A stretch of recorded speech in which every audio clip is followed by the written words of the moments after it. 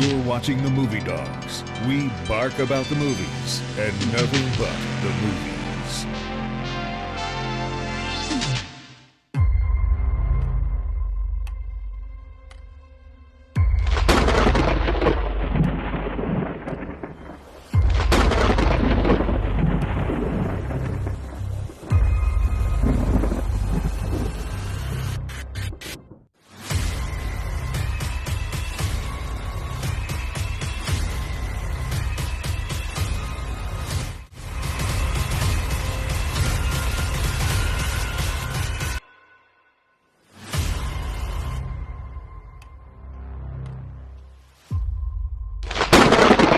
Welcome to the Dawghouse.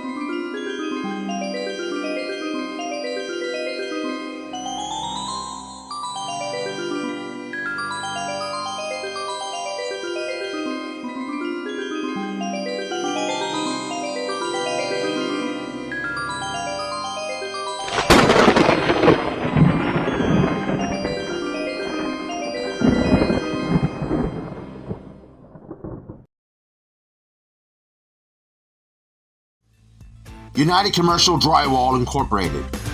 The absolute best that Seattle has to offer, ladies and gentlemen, up on the World Wide Web.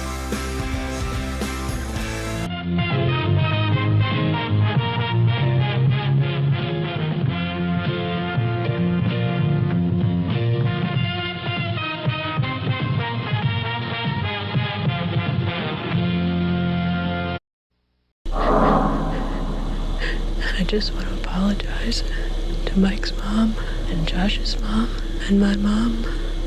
I am so sorry because it is my fault. Because it was my project.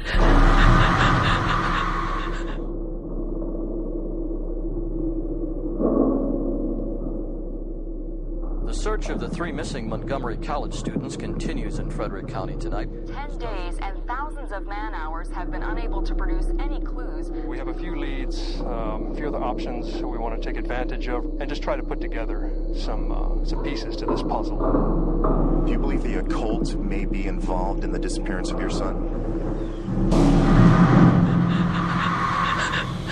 I am so scared.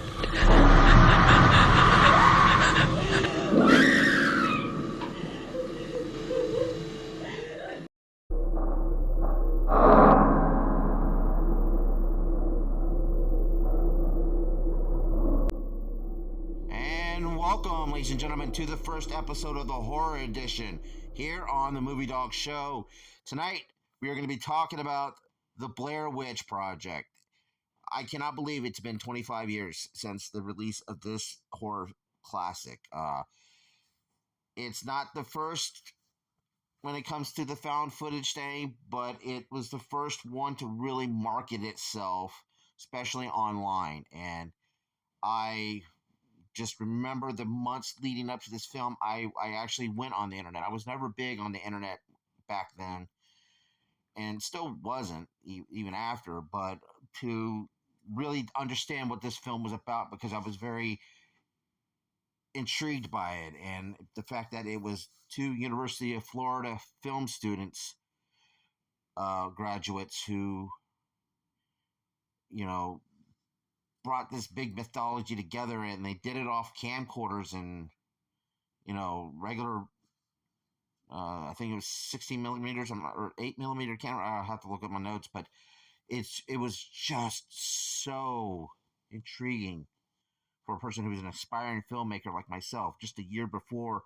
my brother and I and a friend had made our horror film and rented it out into video stores, and we used our video camera that had the ability to film in widescreen. And you know, it was just, you know, it was the embryonic stage of the independent filmmaking when it came to video cameras, and showing that you could have little to no budget and still make something really good. The film came out July 14th, 1999. I went to the special midnight showing of this film along with my brother Sean and his lifelong friend Bobby. It was just, the theater was packed. We went to the Ocala Theater. It's called something else now, but back then it was the Ocala 19. And the auditorium was packed. It was just a rowdy crowd. Everybody was just having fun. I mean, at one time they had to stop the projector because we were getting too rowdy, which happened just a year prior. I told that story on Halloween H2O. And luckily my brother kept his mouth shut this time around. But yeah, it was a supernatural found footage film, directed by Daniel Myrick and Elcrio Sanchez. I hope I butchered that man's name, but I'm the best I can. And it starred Heather Donahue, Michael Wilson, and Joshua Leonard, and they played themselves. They didn't have characters' names, so that was their names in this movie. This was being portrayed as a real life found footage. Like this has actually happened. The basics of the film was in October of 1993, 3 college students went out in the woods near the fictional town of Burkittsville, and they were never seen again. A year later, their footage was found, and it was just, you know, it was just an eerie feeling, that because we didn't know what this was at first, and the way they marketed this film, like this was a real thing that had happened, and in a lot of the marketing things was marketing flyers and stuff like that these people were listed missing, presumed dead. So it was, you know, really, really fascinating and really hyped up the movie's release. Now, Myrick and Sanchez were University of Florida alumni from film school, and which wasn't really when it comes to the it wasn't really far from where I was growing up. I grew up in Citrus County, and you know, they were just a little north of us in Gainesville, and they had a 35-page screenplay, which, you know, their notes said that, you know, the actors would be ad-libbing, and the film was done on high 8 camcorders and CP6 16 film camera. There was like 20 hours of footage filmed about and it was cut to like 81 minutes. So, you know, that was, you know, imagine what they had gotten. And but, you know, the actors never really knew. They would probably have little notes probably scattered throughout the woods just to, you know, let them know what's about to happen, or this is what's going to happen. I mean, in one instance that the character of Josh Leonard, you know, he was kind of woken up out of his seat by the filmmaker and says, "Okay, come on, you're going to this scene where you're done for the day now," and you know, he ended up missing. You know, and Donahue and Wilson would wake up and he wouldn't be there, and so they would have that actual feel of that realism of dread and what the hell's going on here. It just it was just really. I never saw a movie like this before, when it came to the internet, I'm not fond or very familiar with the internet then, still to this day, even though it's more mainstream. But I was just really, as a story and the mythology, because I was always into stuff like that, I was really intrigued. And 25 years later, I got to experience watching my older two, my sons, watch this film and see their reactions. It's like almost getting to go back into time and watch myself as I watched this film for the first time. You always wondered, that was one of the big things of me. I was always wondering what people's reaction was when they see a certain film, like a landmark film, for that first time, as everybody else got to see it. So I'm going to introduce my oldest son here to join us. And it was during the summertime, and I was very surprised by their reaction and the surprise feedback I got from them. So right now I got my oldest here with me. So what did you take away from the Blair Witch Project? Well, how did you? For me, I mean, it was a big deal back in '99, and it's like 25 years later. What do you get from seeing it for the first time? And you're coming from a different generation. Well, it was definitely unique, and it stood out from a lot of horror movies, and I'm usually not the biggest horror movie fan, because I'm not scared that easily, but that one did freak me out a bit, because it felt very realistic, and those actors were really good. I don't know if I said this yet, but they had, during the marketing, they actually told people that they're either presumed dead or missing during their film festival run.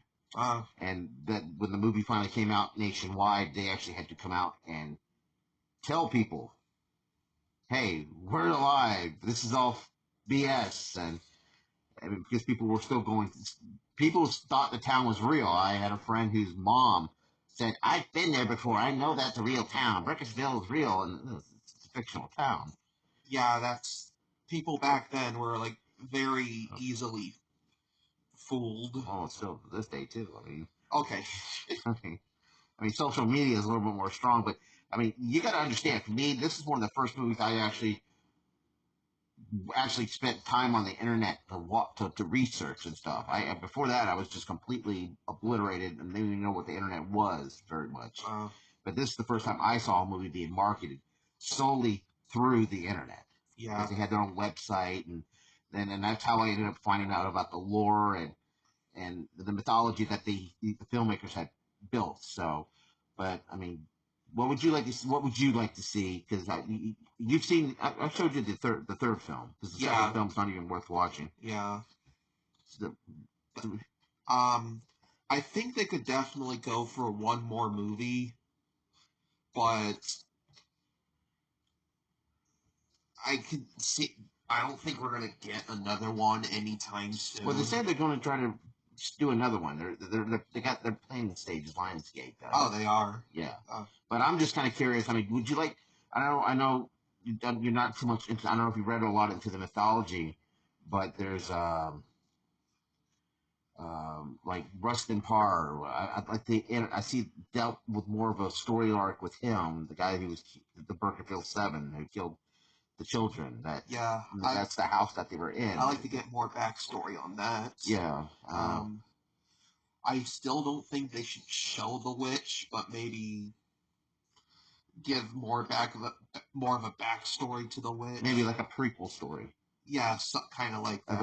Ellie was it Ellie Driver or something like that? I can't remember the Blair Witch's supposed real name, but yeah.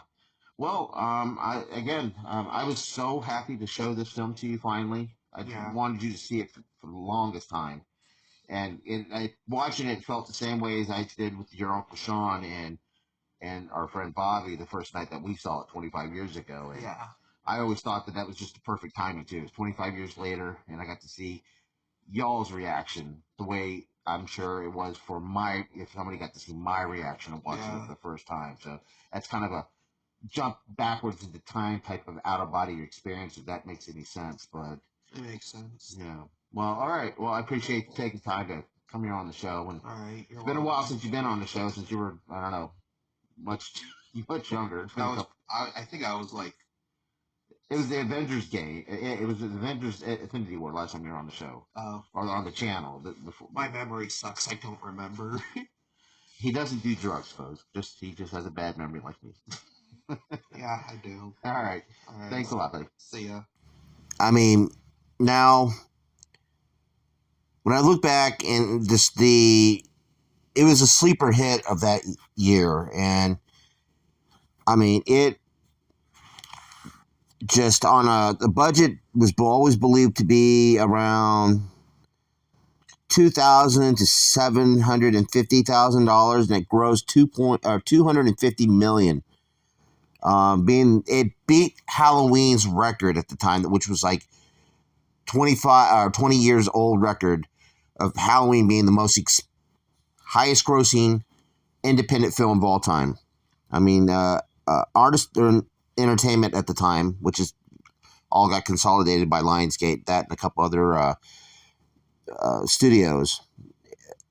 But it bought the film for $1 million at Sundance. And I mean, it became kind of a cultural phenomenon. I mean, there was a lot of spoofs on this throughout. I mean, this also kind of opened the floodgate for a lot of found footage films to come after. Cloverfield, the Paranormal Activity films. The thing was that before this, there was a film in '98 called The Last Broadcast, which was kind of a similar setup. Somebody goes out to the woods and they go looking for a legend, but for The Last Broadcast, it was some type of Bigfoot-like creature, and I hadn't seen that movie in years. And then back in 1980, there was Cannibal Holocaust, which was, just a really gross out grindhouse type of documentary style film. Do recommend you guys check these out for you guys who are horror fans. But I would have to say, when it came to the sequel that came out, Book of Shadows, it was a bit of a disappointment. It didn't really further the mythology or look much more into it. And of course, if there is a third film, I recommend that. That's more of a requel, the same premise as the original film. And as I said when I was speaking with my son, Jason Blum of Blumhouse and Lionsgate are developing a new film. So hopefully there's going to be more in depth into the mythology of what the original filmmakers had intended. They didn't really favor well. I mean, I don't know. I can't give you full details of what had happened to a lot of them, but the guy Joshua Leonard, he ended up really losing his career. He had a chance to work with Martin Scorsese, but because of his drug use, I believe he lost his part and got fired from that film. But luckily he cleaned himself up. And I believe Michael Wilson, he became a teacher.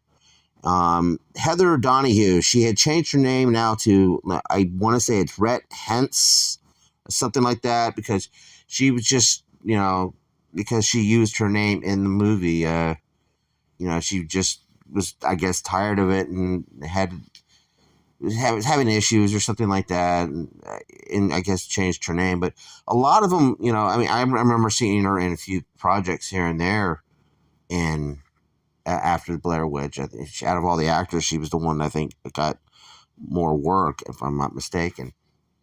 But again, I mean, the cultural phenomenon that it was just, at that time, horror films weren't really kicking it in an overdrive except for maybe Scream. And this was just another just another way to present horror films, and it was just a nice big relief. It was a different change at the time because they were kind of getting formulaic again after Scream. But I do highly recommend those who have not seen this. Listen, I know people complain about motion sickness and stuff like that. Just, I'll just have to politely say, get over it. I really enjoyed this film, and I said before, I'm so glad my boys enjoyed this as well. It was a wonderful experience to rewatch this film with them watching it for the first time.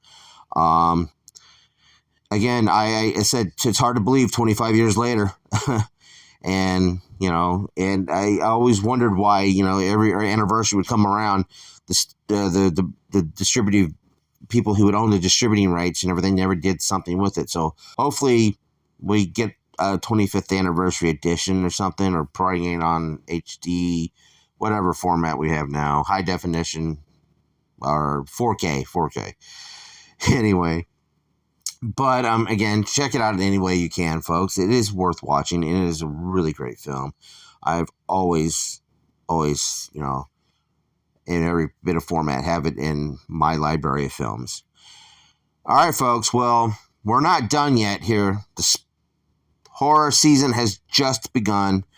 Next episode, folks, we are going to go into the third dimension, and it is going to be a fun one. So, be sure to keep your eyes on it. It premieres on the 13th of this month, and we're going to be talking about Friday the 13th, Part 3 in 3D, and I will have Joshua Church as my guest of River Monster Comics. He will be back on the show, and we're going to discuss that film, and it will be in 3D. So, that sounds so corny. Anyway, folks, again, be sure to hit the like button, subscribe if you haven't yet, and, hit that notification bell for all updates that comes up on this channel. We're back on Spotify, so check us out on Spotify as well. All right, folks. Thanks for watching, and please keep on watching. Bye.